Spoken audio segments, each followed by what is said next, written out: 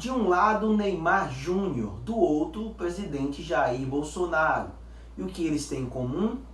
Quase nada, com exceção de que geralmente estão nas páginas dos jornais, quase sempre envolvidos em polêmicas. E dessa vez eles estão juntos. A treta é a seguinte: tem circulado pelas redes sociais que o presidente Bolsonaro teria ajudado o Neymar a se livrar de uma dívida no valor de 88 milhões de reais junto à Receita Federal. Mas será? Segue o fio. As páginas das redes sociais estão empolvorosas reproduzindo uma foto de Neymar Júnior com o presidente Bolsonaro e uma frase: entenderam por que ele apoiou o Bozo? Para acender ainda mais essa teoria, no ano passado o pai do jogador esteve visitando o Palácio do Planalto. O presidente e o ministro da Economia, Paulo Guedes, estavam no encontro. Mas existe algo de errado em visitar o presidente da República? Por óbvio que não. Aqui cabe a máxima atenção. A Receita Federal é um órgão da administração pública, mas, apesar de estar ligada ao Executivo, ela é dotada de autonomia, o que lhe permite estar blindada quanto às interferências políticas. A questão é o tema do encontro. Sim, porque a reunião foi para discutir a atuação da Receita Federal em um processo de execução de dívida tributária contra eles. Então, o que o pai do jogador foi negociar com o presidente? Um tributo devido é dinheiro público que o Brasil deixa de arrecadar. Eu não estou entrando no mérito do processo do Neymar. Se o tributo é devido ou não, existem meios jurídicos para que ele possa apresentar a sua defesa. A questão aqui é: nós queremos reviver os tempos em que os amigos do rei se valiam da sua proximidade com sua majestade para lesar os cofres públicos? Existem meios legais para impugnar uma execução fiscal. Talvez seja contra isso que as pessoas se revoltem. Quem mais seria recebido no gabinete do presidente para falar sobre os seus problemas? Cada um que lute, não é assim mesmo? Eu não sei o que passa na cabeça de algumas pessoas. Eles atribuem às autoridades um poder que eles definitivamente não têm. O presidente não tem, por meios legais, autoridade alguma para perdoar dívidas tributárias. A anistia e a remissão de tributos somente são possíveis mediante lei. O que eles achavam? Que o presidente iria chamar o secretário da Receita Federal e dizer: não vai mais ter isso daí, de bloquear esse negócio daí do Neymar não. Acaba isso daí, tá ok? Esse alvoroço todo se deu porque, à época dos fatos, o juiz aceitou o pedido da cautelar fiscal e determinou o bloqueio dos bens do jogador para garantir a execução.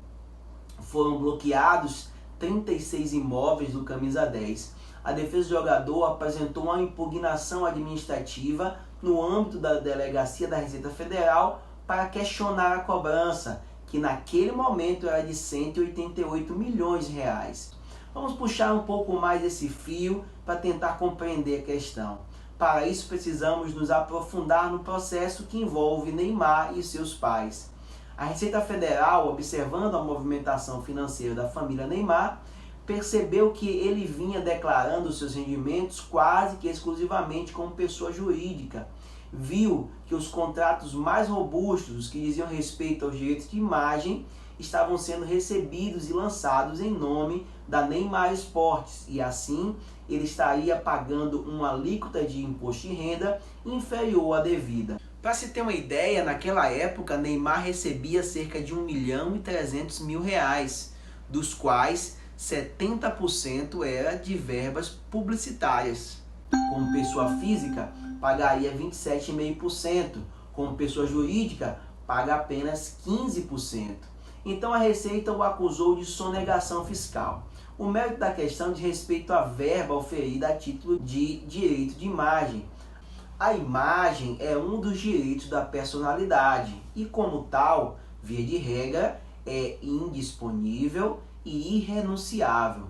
No entanto, é possível que a imagem seja negociada e quantificada, como nos contratos dos jogadores de futebol e na maioria dos atletas.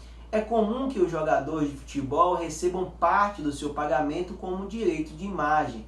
O TST entende que os pagamentos a título de direito de imagem integram a verba salarial. No entanto, Neymar recebia os valores diretamente dos anunciantes em contratos de imagem, retirando a verba de um contrato de trabalho para um contrato comercial.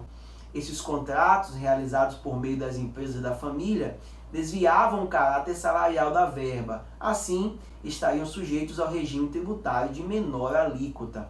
A Receita Federal entendeu que a família Neymar estaria fazendo uma simulação negocial para sonegar imposto. Para os auditores, o jogador e os pais abriram uma empresa apenas para fraudar a Receita. É importante frisar que não há ilegalidade no planejamento tributário. Não há ilegalidade em buscar meios para, antes do fato gerador, pagar menos imposto. Quando o contribuinte procura um profissional habilitado para que ele apresente meios pelos quais o contribuinte possa pagar menos tributo, isso não é sonegação fiscal, isso é elisão fiscal, o que é totalmente legal. No caso do jogador, a Receita notou que não havia um repasse de dinheiro da pessoa jurídica para o atleta. Assim, deduziu que havia uma simulação. O fisco autuou o jogador e lançou a diferença de alíquota não paga.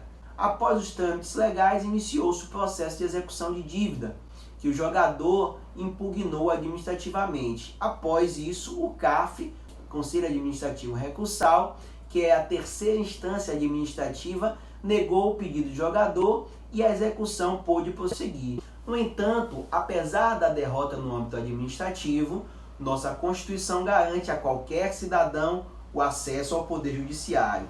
Munido desse direito, o jogador entrou com uma ação agora judicial para anular aquele auto de infração e fez um pedido cautelar para que a dívida não pudesse ser cobrada pelo fisco até que se esgote as discussões na justiça. Então, após analisar os argumentos, o juiz decidiu por conceder ao jogador o direito de não ser cobrado enquanto durar o processo. Essa decisão liminar pode ser revogada caso haja risco de insolvência. Pergunta-se, o que Bolsonaro tem a ver com isso? Nada. Mas existe a falsa ideia de que ele pode tudo, não é verdade? Bem, eu sei que eu frustrei alguns, mas ainda que você não goste de determinada pessoa, não force a barra. A justiça é para todos.